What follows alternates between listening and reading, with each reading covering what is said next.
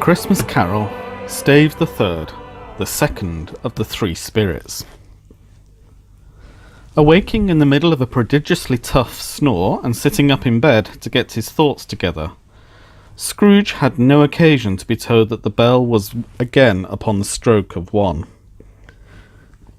He felt that he was restored to consciousness in the right nick of time, for the especial purpose of holding a conference with the second messenger dispatched to him through Jacob Marley's intervention.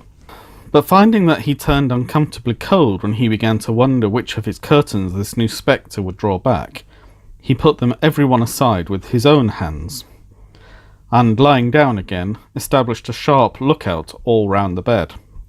For he wished to challenge the spirit on the moment of its appearance, and did not wish to be taken by surprise and made nervous.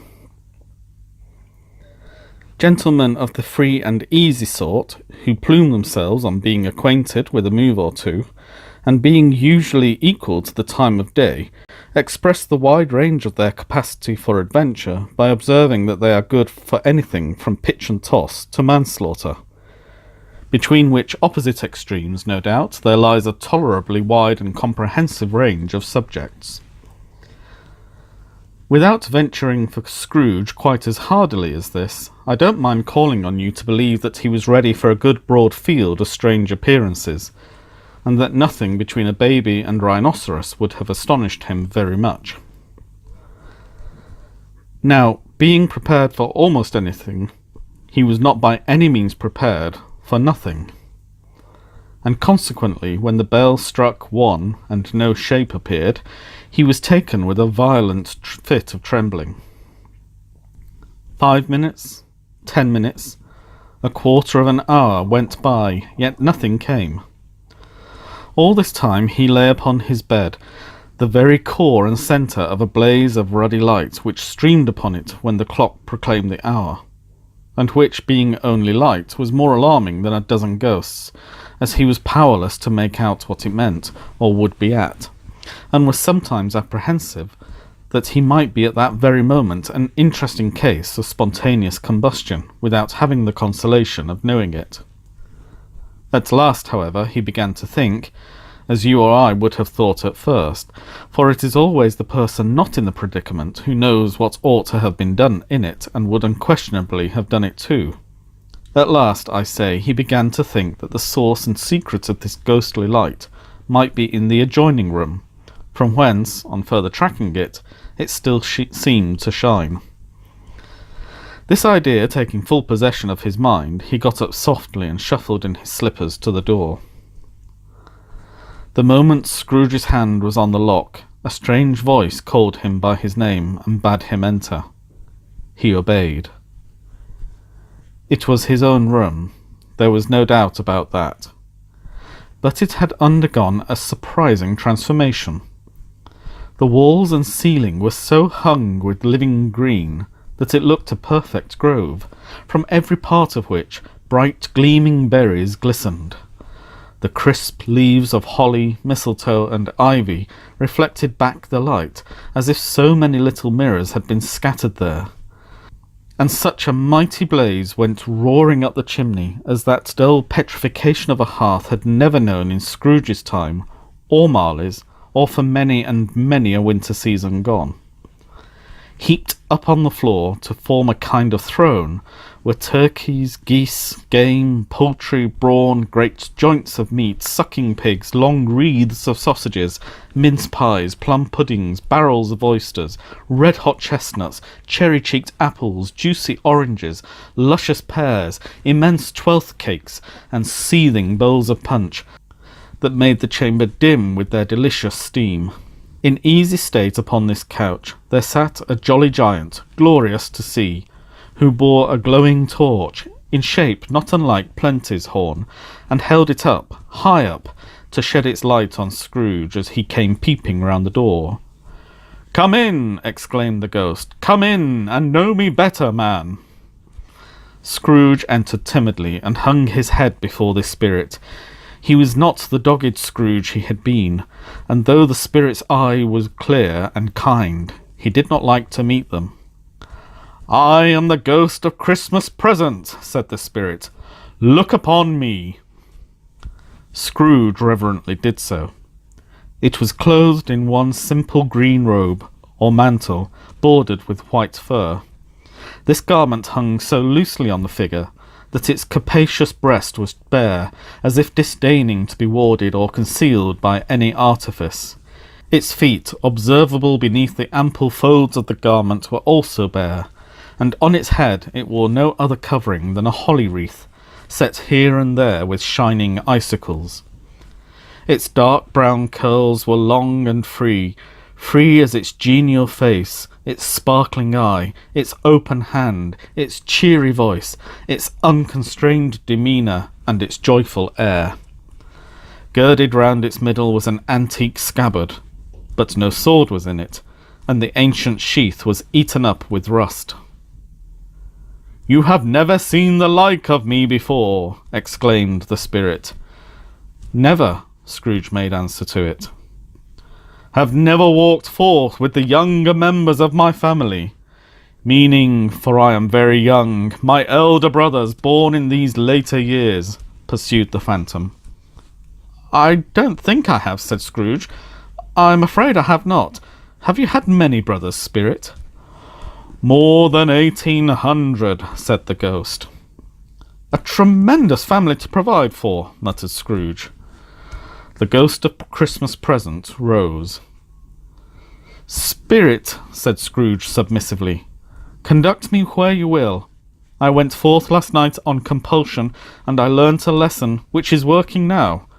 Tonight, if you have aught to teach me, let me profit by it." "Touch my robe." Scrooge did as he was told, and held it fast. Holly, mistletoe, red berries, ivy, turkeys, geese, game, poultry, brawn, meat, pigs, sausages, oysters, pies, puddings, fruit and punch, all vanished instantly. So did the room, the fire, the ruddy glow, the hour of night, and they stood in the city streets on Christmas morning, where, for the weather was severe, the people made a rough but brisk and not unpleasant kind of music, in scraping the snow from the pavement in front of their dwellings and from the tops of their houses, whence it was mad delight to the boys to see come plumping down into the road below and splitting into artificial little snowstorms. The house fronts looked black enough, and the windows blacker, contrasting with the smooth white sheet of snow upon the roofs, and with the dirtier snow upon the ground, which last deposit had been ploughed up in deep furrows by the heavy wheels of carts and waggons, furrows that crossed and recrossed each other hundreds of times where the great streets branched off, and made intricate channels hard to trace in the thick yellow mud and icy water. The sky was gloomy, and the shortest streets were choked up with a dingy mist, half thawed, half frozen, whose heavier particles descended in a shower of sooty atoms, as if all the chimneys in Great Britain had, by one consent, caught fire, and were blazing away to their dear hearts' content. There was nothing very cheerful in the climate or the town, and yet was there an air of cheerfulness abroad that the clearest summer air and brightest summer sun must have endeavoured to diffuse in vain. For the people who were shovelling away on the housetops were jovial and full of glee, calling out to one another from the parapets, and now and then exchanging a facetious snowball, better-natured missile far than many a wordy jest, laughing heartily if it went right, and not less heartily if it went wrong. The poulterers' shops were still half open, and the fruiterers were radiant in their glory. There were great round pot-bellied baskets of chestnuts, shaped like the waistcoats of jolly old gentlemen, lolling at the doors and tumbling out into the street in their apoplectic opulence. There were ruddy, brown-faced, broad-girthed Spanish onions, shining in the fatness of their growth like Spanish friars, and winking from their shelves in wanton slyness at the girls as they went by, and glanced demurely up at the hung-up mistletoe. There were pears and apples clustered high in blooming pyramids. There were bunches of grapes made in the shopkeeper's benevolence to dangle from conspicuous hucks, that people's mouths might water gratis as they passed. There were piles of filberts, mossy and brown, recalling in their fragrance ancient walks among the woods, and pleasant shufflings ankle-deep through withered leaves. There were Norfolk biffins, squat and swarthy, setting off the yellow of the oranges and lemons, and in the great compactness of their juicy persons, urgently entreating and beseeching to be carried home in paper bags and eaten after dinner. The very gold and silver fish set forth among these choice fruits in a bowl, though members of a dull and stagnant-blooded race, appeared to know that there was something going on, and, to a fish, went gasping round and round their little world in slow and passionless excitement. The grocers, oh, the grocers, nearly closed, with perhaps 2 shutters down, or 1, but through those gaps such glimpses!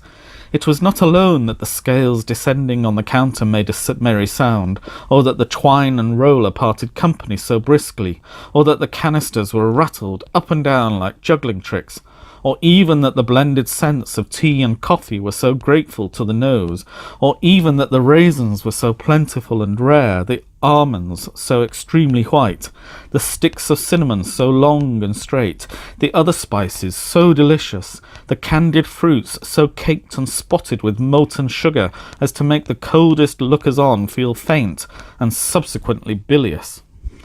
Nor was it that the figs were moist and pulpy, or that the French plums blushed in modest tartness from their highly decorated boxes, or that everything was good to eat and in its Christmas dress.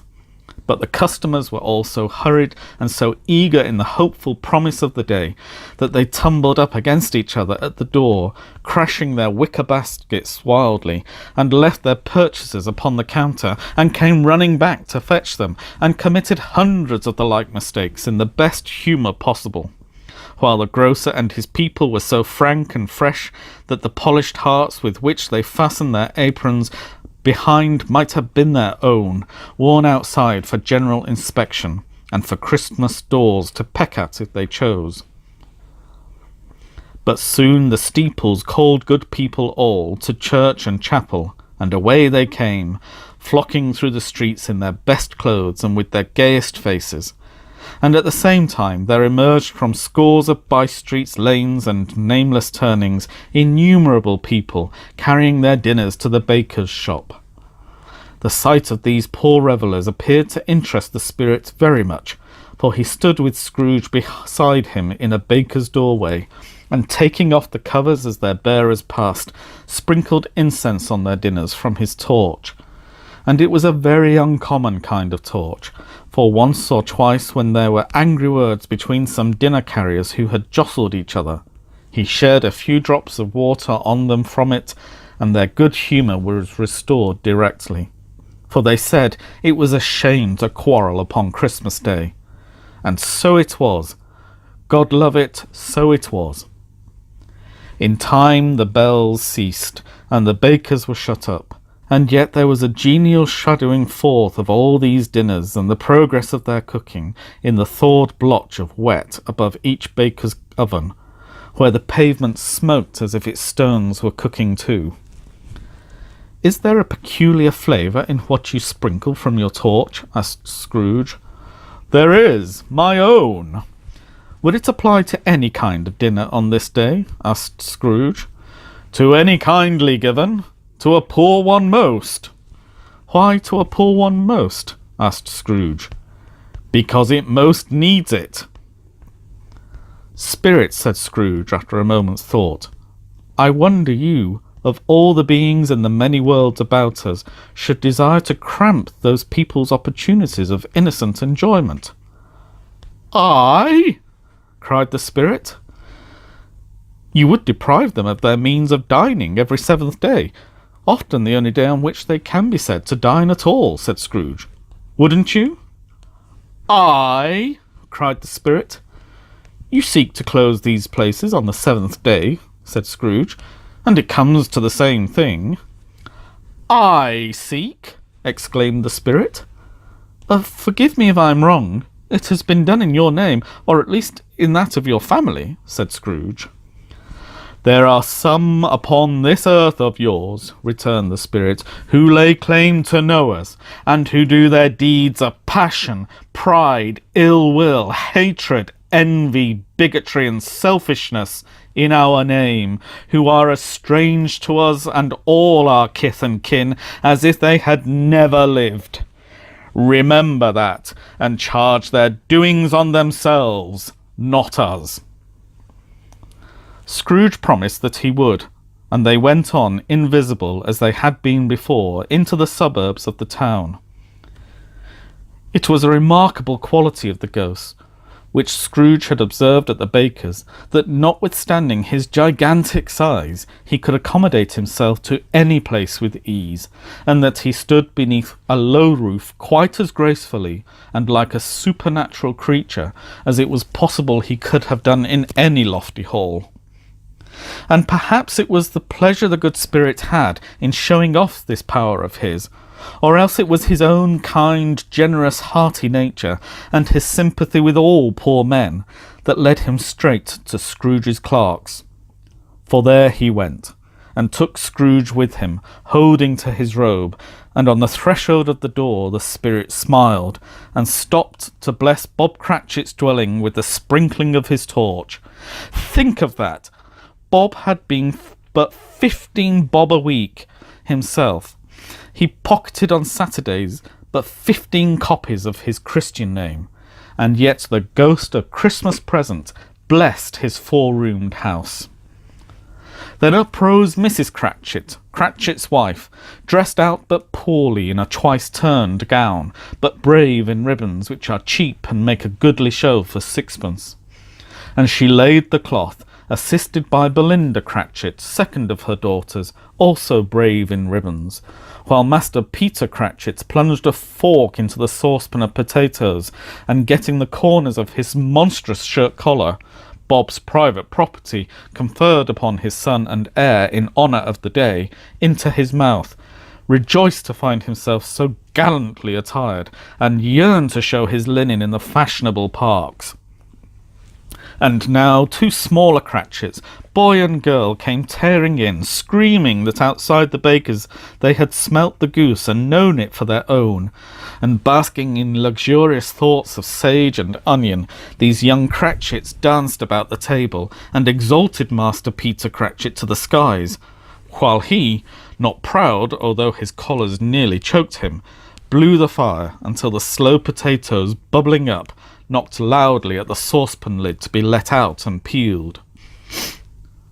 "What has ever got your precious father, then?" said Mrs. Cratchit, "and your brother, Tiny Tim, and Martha warn't as late last Christmas Day by half an hour." "Here's Martha, mother," said a girl, appearing as she spoke.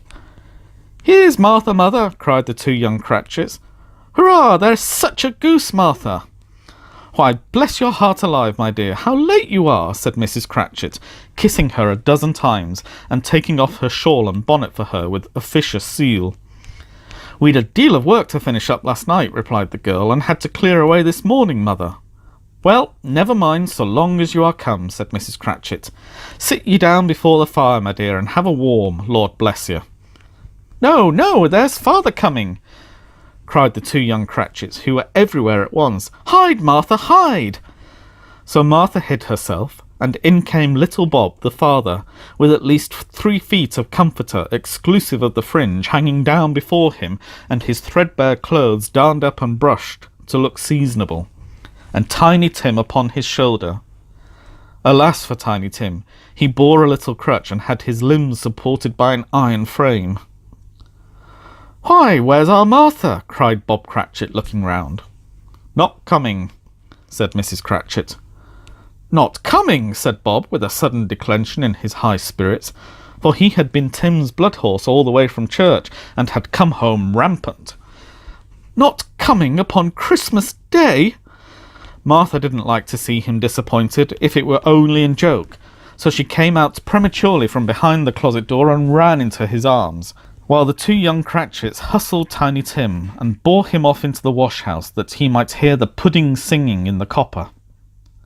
"And how did little Tim behave?" asked Mrs. Cratchit, when she had rallied Bob on his credulity, and Bob had hugged his daughter to his heart's content. "As good as gold," said Bob, "and better. Somehow he gets thoughtful, sitting by himself so much, and thinks the strangest things you ever heard. He told me, coming home, that he hoped the people saw him in the church because he was a cripple, and it might be pleasant to them to remember upon Christmas Day who made lame beggars walk and blind men see." Bob's voice was tremulous when he told them this, and trembled more when he'd said that Tiny Tim was growing strong and hearty. His active little crutch was heard upon the floor, and back came Tiny Tim before another word was spoken, escorted by his brother and sister to his stool before the fire. And while Bob, turning up his cuffs, as if, poor fellow, they were capable of being made more shabby, compounded some hot mixture in a jug with gin and lemons, and stirred it round and put it on the hob to simmer, Master Peter and the two ubiquitous young Cratchits went to fetch the goose, with which they soon returned in high procession. Such a bustle ensued that you might have thought a goose the rarest of all birds, a feathered phenomenon to which a black swan was a matter of course, and in truth it was something very like it in that house. Mrs. Cratchit made the gravy ready beforehand in a little saucepan, hissing hot. Master Peter mashed the potatoes with incredible vigour. Miss Belinda sweetened up the apple sauce. Martha dusted the hot plates. Bob took Tiny Tim beside him in a corner at the table. The two young Cratchits set chairs for everybody, not forgetting themselves, and mounting guard upon their post, crammed spoons into their mouths, lest they should shriek for goose before their turn came to be helped. At last the dishes were set on, and grace was said. It was succeeded by a breathless pause, as Mrs. Cratchit, looking slowly all along the carving knife, prepared to plunge it in the breast. But when she did, and when the long-expected gush of stuffing issued forth, one murmur of delight arose all around the board, and even Tiny Tim, excited by the two young Cratchits, beat on the table with the handle of his knife and feebly cried, "Hurrah!" There never was such a goose. Bob said he didn't believe there ever was such a goose cooked. Its tenderness and flavour, size and cheapness were the themes of universal admiration. Eked out by apple sauce and mashed potatoes, it was sufficient dinner for the whole family. Indeed, as Mrs. Cratchit said with great delight, surveying one small atom of a bone upon the dish, they hadn't ate it all at last.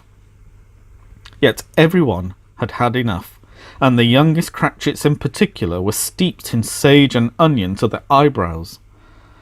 But now, the plates being changed by Miss Belinda, Mrs. Cratchit left the room alone, too nervous to bear witness, to take the pudding up and bring it in. Suppose it should not be done enough? Suppose it should break in turning out? Suppose somebody should have got over the wall of the backyard and stolen it while they were merry with the goose? A supposition at which the two young Cratchits became livid. All sorts of horrors were supposed. Hello! A great deal of steam. The pudding was out of the copper. A smell like washing day. That was the cloth. A smell like an eating house with the pastry cooks next door to each other, with the laundresses next door to that. That was the pudding.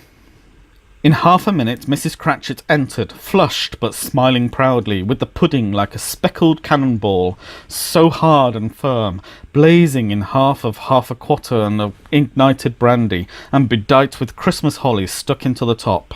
Oh, a wonderful pudding! Bob Cratchit said, and calmly too, that he regarded it as the greatest success achieved by Mrs. Cratchit since their marriage. Mrs. Cratchit said that now the weight was off her mind, she would confess she had had her doubts about the quantity of flour. Everybody had something to say about it, but nobody said or thought it was at all a small pudding for a large family. It would have been a flat heresy to do so. Amy Cratchit would have blushed to hint at such a thing. At last the dinner was all done.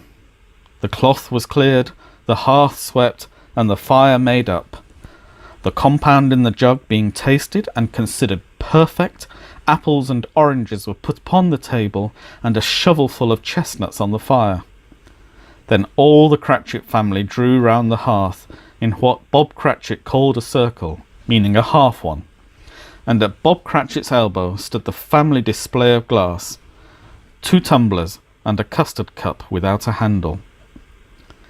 These held the hot stuff from the jug, however, as well as golden goblets would have done, and Bob served it out with beaming looks, while the chestnuts on the fire sputtered and cracked noisily.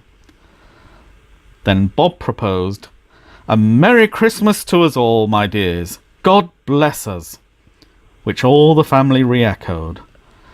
"God bless us, everyone," said Tiny Tim, the last of all. He sat very close to his father's side upon his little stool. Bob held his withered little hand in his, as if he loved the child, and wished to keep him by his side, and dreaded that he might be taken from him. "Spirit," said Scrooge with an interest he had never felt before, "tell me if Tiny Tim will live." "I see a vacant seat," replied the ghost, "in the poor chimney corner, and a crutch without an owner carefully preserved. If these shadows remain unaltered by the future, the child will die." "No, no," said Scrooge. "Oh, no, kind spirit, say he will be spared." "If these shadows remain unaltered by the future, none other of my race," returned the ghost, "will find him here." "What then? If he be like to die, he had better do it, and decrease the surplus population." Scrooge hung his head to hear his own words quoted by the spirit, and was overcome with penitence and grief. "Man," said the ghost, "if man you be in heart, not adamant, forbear that wicked cant until you have discovered what the surplus is and where it is. Will you decide what men shall live, what men shall die? It may be that in the sight of heaven you are more worthless and less fit to live than millions like this poor man's child. Oh, God, to hear the insect on the leaf pronouncing on the too much life among his hungry brothers in the dust." Scrooge bent before the ghost's rebuke, and trembling cast his eyes upon the ground, but he raised them speedily on hearing his own name.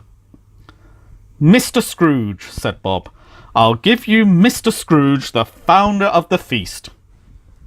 "The founder of the feast, indeed," cried Mrs. Cratchit, reddening. "I wish I had him here. I'd give him a piece of my mind to feast upon, and I hope he'd have a good appetite for it." "My dear," said Bob, "the children! Christmas Day!" "It should be Christmas Day, I am sure," said she, "on which one drinks the health of such an odious, stingy, hard, unfeeling man as Mr. Scrooge. You know he is, Robert. Nobody knows it better than you do, poor fellow." "My dear," was Bob's mild answer, "Christmas Day." "I'll drink his health for your sake and the day's," said Mrs. Cratchit, "not for his. Long life to him, a Merry Christmas and a Happy New Year. He'll be very merry and very happy, I have no doubt." The children drank the toast after her. It was the first of their proceedings which had no heartiness. Tiny Tim drank it last of all, but he didn't care twopence for it. Scrooge was the ogre of the family. The mention of his name cast a dark shadow on the party, which was not dispelled for a full 5 minutes. After it had passed away, they were 10 times merrier than before, from the mere relief of Scrooge the Baleful being done with. Bob Cratchit told them how he had a situation in his eye for Master Peter, which would bring in, if obtained, full 5 and 6pence weekly. The 2 young Cratchits laughed tremendously at the idea of Peter's being a man of business, and Peter himself looked thoughtfully at the fire from between his collars, as if he were deliberating what particular investments he should favour when he came into the receipt of that bewildering income. Martha, who was a poor apprentice at a milliner's, then told them what kind of work she had to do, and how many hours she worked at a stretch, and how she meant to lie abed tomorrow morning for a good long rest, tomorrow being a holiday she passed at home. Also how she had seen a countess and a lord some days before, and how the lord was much about as tall as Peter, at which Peter pulled up his collars so high that you couldn't have seen his head if you had been there. All this time the chestnuts and the jug went round, and by they had a song about a lost child travelling in the snow, from Tiny Tim, who had a plaintive little voice, and sang it very well indeed. There was nothing of high mark in this. They were not a handsome family. They were not well dressed. Their shoes were far from being waterproof. Their clothes were scanty, and Peter might have known, and very likely did, the inside of a pawnbroker's. But they were happy, grateful, pleased with one another, and contented with the time. And when they faded, and looked happier yet in the bright sprinklings of the spirit's torch at parting, Scrooge had his eye upon them, and especially on Tiny Tim, until the last. By this time it was getting dark, and snowing pretty heavily, and as Scrooge and the spirit went along the streets, the brightness of the roaring fires in kitchens, parlours, and all sorts of rooms was wonderful. Here the flickering of the blaze showed preparations for a cosy dinner, with hot plates baking through and through before the fire, and deep red curtains ready to be drawn to shut out cold and darkness. There all the children of the house were running out into the snow to meet their married sisters, brothers, cousins, uncles, aunts, and be the first to greet them. Here again were shadows on the window blind of guests assembling, and there a group of handsome girls, all hooded and fur-booted, and all chattering at once, tripped lightly off to some near neighbour's house, where woe upon the single man who saw them enter, artful witches, well they knew it, in a glow. But if you had judged from the numbers of people on their way to friendly gatherings, you might have thought that no one was at home to give them welcome when they got there, instead of every house expecting company, and piling up its fires half chimney high. Blessings on it! How the ghost exulted! How it bared its breadth of breast, and opened its capacious palm, and floated on, outpouring with a generous hand its bright and harmless mirth on everything within its reach. The very lamplighter who ran on before, dotting the dusky streets with specks of light, and who was dressed to spend the evening somewhere, laughed out loudly as the spirit passed, though little kenned the lamplighter how he had any company but Christmas. And now, without a word of warning from the ghost, they stood upon a bleak and desert moor, where monstrous masses of rude stone were cast about, as though it were the burial place of giants, and water spread itself wheresoever it listed, or would have done so but for the frost that held it prisoner, and nothing grew but moss and furze and coarse rank grass. Down in the west the setting sun had left a streak of fiery red which glared upon the desolation for an instant like a sullen eye, and frowning lower, lower, lower yet, was lost in the thick gloom of darkest night. "What place is this?" asked Scrooge. "A place where miners live, who labour in the bowels of the earth," returned the spirit. "But they know me. See!" A light shone from the window of a hut, and swiftly they advanced towards it.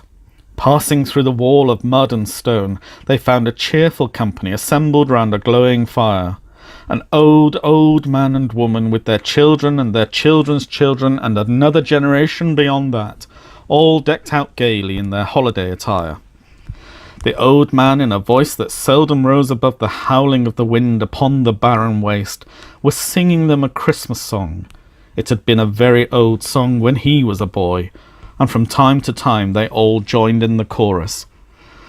So surely as they raised their voices, the old man got quite blithe and loud, and so surely as they stopped, his vigour sank again. The spirits did not tarry here, but bade Scrooge hold his robe, and passing on above the moor, sped whither? Not to see, to see. To Scrooge's horror, looking back, he saw the last of the land, a frightful range of rocks behind them, and his ears were deafened by the thundering of water as it rolled and roared and raged among the dreadful caverns it had worn, and fiercely tried to undermine the earth. Built upon a dismal reef of sunken rocks, some league or so from shore, on which the waters chafed and dashed the wild year through, there stood a solitary lighthouse. Great heaps of seaweed clung to its base, and storm birds, born of the wind, one might suppose, as seaweed of the water, rose and fell about it like the waves they skimmed. But even here 2 men who watched the light had made a fire, that through the loophole in the thick stone wall shed out a ray of brightness on the awful sea. Joining their horny hands over the rough table at which they sat, they wished each other Merry Christmas in their can of grog, and one of them, the elder too, with his face all damaged and scarred with hard weather, as the figurehead of an old ship might be, struck up a sturdy song that was like a gale in itself. Again the ghost sped on, above the black and heaving sea, on, until being far away, as he told Scrooge, from any shore, they lighted on a ship. They stood beside the helmsman at the wheel, the lookout in the bow, the officers who had the watch, dark, ghostly figures in their several stations. But every man among them hummed a Christmas tune, or had a Christmas thought, or spoke below his breath to his companion of some bygone Christmas day, with homeward hopes belonging to it. And every man on board, waking or sleeping, good or bad, had had a kinder word for another on that day than on any day in the year, and had shared to some extent in its festivities, and had remembered those he cared for at a distance, and had known that they delighted to remember him. It was a great surprise to Scrooge, while listening to the moaning of the wind, and thinking what a solemn thing it was to move on through the lonely darkness over an unknown abyss, whose depths were secrets as profound as death. It was a great surprise to Scrooge, while thus engaged, to hear a hearty laugh. It was a much greater surprise to Scrooge to recognise it as his own nephew's, and to find himself in a bright, dry, gleaming room, with the Spirit standing smiling by his side, and looking at that same nephew with approving affability. "Ha, ha!" laughed Scrooge's nephew. "Ha, ha, ha! If you should happen by any unlikely chance to know a man more blessed in a laugh than Scrooge's nephew, all I can say is I should like to know him too. Introduce him to me, and I'll cultivate his acquaintance." It is a fair, even-handed, noble adjustment of things, that while there is infection in disease and sorrow, there is nothing in the world so irresistibly contagious as laughter and good humour. When Scrooge's nephew laughed in this way, holding his sides, rolling his head, and twisting his face into the most extravagant contortions, Scrooge's niece by marriage laughed as heartily as he, and their assembled friends, being not a bit behindhand, roared out as lustfully, "Ha, ha, ha, ha, ha!" "He said that Christmas was a humbug, as I live!" cried Scrooge's nephew. "He believed it too." "More shame for him, Fred," said Scrooge's niece indignantly. "Bless these women. They never do anything by halves. They are always in earnest." She was very pretty, exceedingly pretty, with a dimpled, surprised-looking, capital face, a ripe little mouth that seemed made to be kissed, as no doubt it was, all kinds of good little dots about her chin that melted into one another when she laughed, and the sunniest pair of eyes you ever saw in any little creature's head. Altogether she was what you would have called provoking, you know, but satisfactory too. Oh, perfectly satisfactory. "He's a comical old fellow," said Scrooge's nephew, "that's the truth, and not so pleasant as he might be. However, his offences carry their own punishment, and I have nothing to say against him." "I'm sure he is very rich, Fred," hinted Scrooge's niece. "At least you always tell me so." "What of that, my dear?" said Scrooge's nephew. "His wealth is of no use to him. He don't do any good with it." He don't make himself comfortable with it. He hasn't the satisfaction of thinking, that he is ever going to benefit us with it. I have no patience with him, observed Scrooge's niece. Scrooge's niece's sisters and all the other ladies expressed the same opinion. Oh, I have, said Scrooge's nephew. I am sorry for him. I couldn't be angry with him if I tried. Who suffers by his ill whims? Himself, always. Here, he takes it into his head to dislike us, and he won't come and dine with us. What's the consequence? He don't lose much of a dinner. Indeed, I think he loses a very good dinner, interrupted Scrooge's niece. Everybody else said the same, and they must be allowed to have been competent judges, because they had just had dinner, and, with the dessert upon the table, were clustered around the fire by lamplight. Well, I'm very glad to hear it, said Scrooge's nephew, because I haven't great faith in these young housekeepers. What do you say, Topper? Topper had clearly got his eye upon one of Scrooge's niece's sisters, for he answered that a bachelor was a wretched outcast who had no right to express an opinion on the subject. Whereat Scrooge's niece's sister, the plump one with the lace tucker, not the one with the roses, blushed. Do go on, Fred, said Scrooge's niece, clapping her hands. He never finishes what he begins to say. He is such a ridiculous fellow. Scrooge's nephew revelled in another laugh, and as it was impossible to keep the infection off, though the plump sister tried hard to do it with aromatic vinegar, his example was unanimously followed. I was only going to say, said Scrooge's nephew, that the consequence of his taking a dislike to us and not making merry with us is, as I think, that he loses some pleasant moments, which could do him no harm. I am sure he loses pleasanter companions than he can find in his own thoughts, either in his mouldy old office or his dusty chambers. I mean to give him the same chance every year, whether he likes it or not, for I pity him. He may rail at Christmas till he dies, but he can't help thinking better of it. I defy him, if he finds me going there, in good temper, year after year, and saying, Uncle Scrooge, how are you? If it only puts him in the vein to leave his poor clerk £50, that's something. And I think I shook him yesterday. It was their turn to laugh now, at the notion of his shaking Scrooge. But being thoroughly good-natured, and not much caring what they laughed at, so that they laughed at any rate, he encouraged them in their merriment, and passed the bottle joyously. After tea they had some music, for they were a musical family, and knew what they were about, when they sung a glee or catch, I can assure you, especially Topper, who could growl away in the bass like a good one, and never swell the large veins in his forehead, or get red in the face over it. Scrooge's niece played well upon the harp, and played among other tunes a simple little air, a mere nothing, you might learn to whistle it in 2 minutes, which had been familiar to the child who fetched Scrooge from the boarding school, as he had been reminded by the ghost of Christmas past. When this strain of music sounded, all the things that ghost had shown him came upon his mind.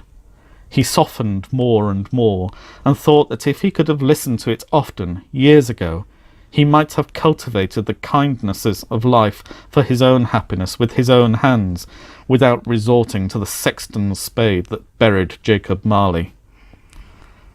But they didn't devote the whole evening to music.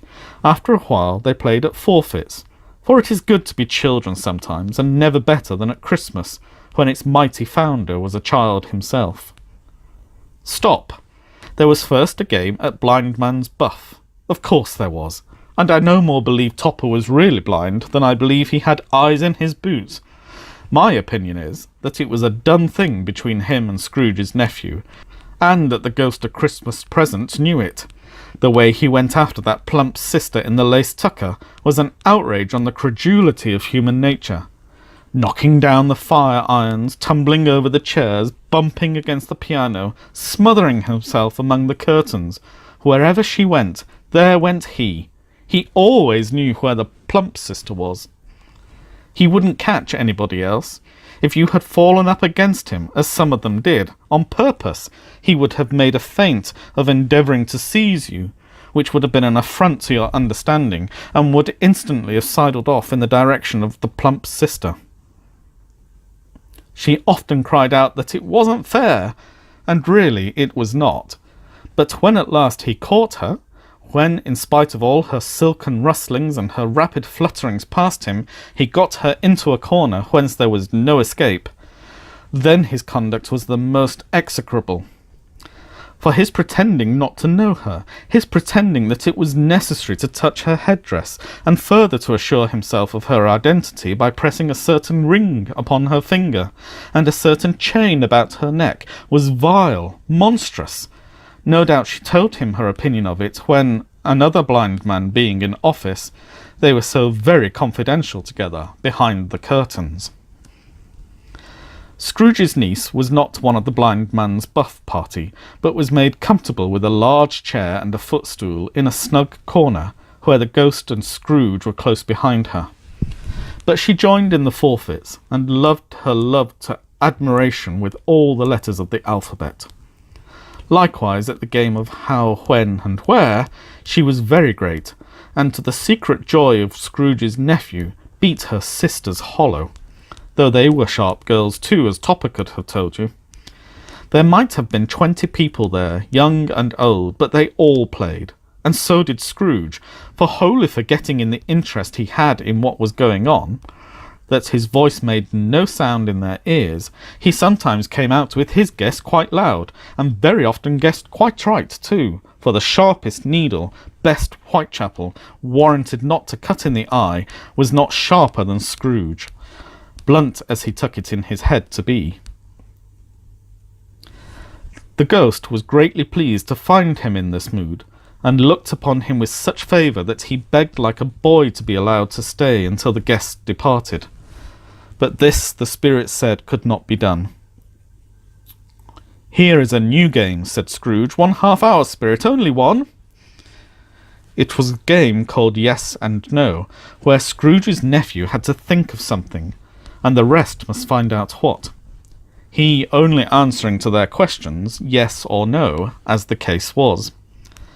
The brisk fire of questioning to which he was exposed elicited from him that he was thinking of an animal, a live animal, rather a disagreeable animal, a savage animal, an animal that growled and grunted sometimes, and talked sometimes, and lived in London, and walked about the streets, and wasn't made a show of, and wasn't led by anybody, and didn't live in a menagerie, and was never killed in a market, and was not a horse, or an ass, or a cow, or a bull, or a tiger, or a dog, or a pig, or a cat, or a bear.